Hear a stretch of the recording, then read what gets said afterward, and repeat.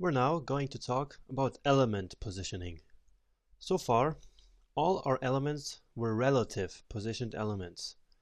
That means that their position on the web page is determined by other elements.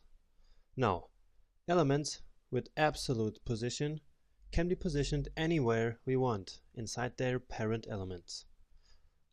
But I guess I better show you how it works, right?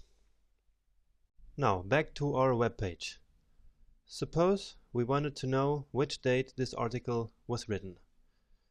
In order to do that, we can position a date, let's say in this location here.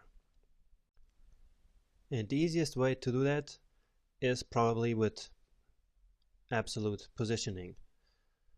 But let's first start by create a little paragraph where we could write that date.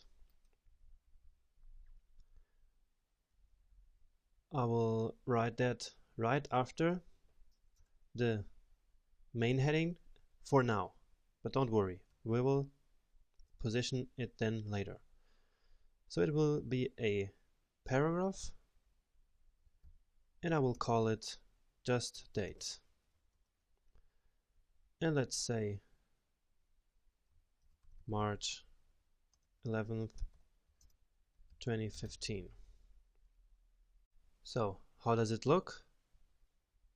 Not quite as we want it, right? So let's format it to put it exactly where we want it. So back to the CSS, down here I will add a date class, as you already know how to do. Now the first thing we need to do is to ensure that the parent element is a relative positioned element. In this case, the parent of this P element is this blog post div.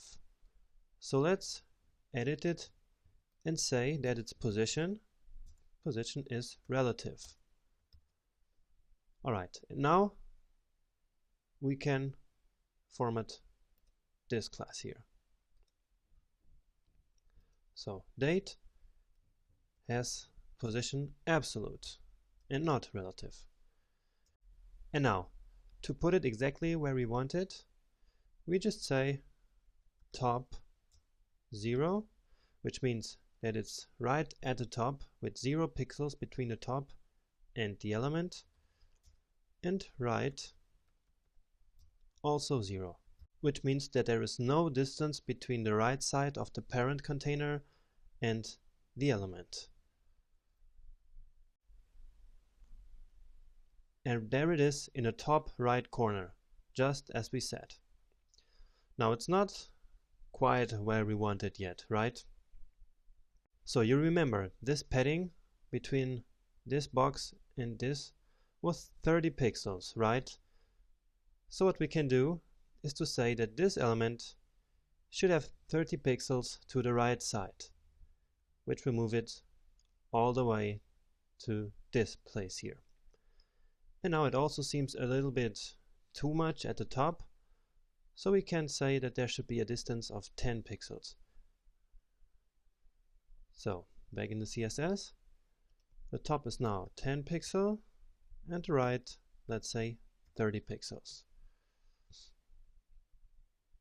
And there it is, exactly as we want it. Alright, so this is absolute positioning. It's very easy and very straightforward. We just have to ensure that the parent element is relative and that the absolute element has the position property set to absolute.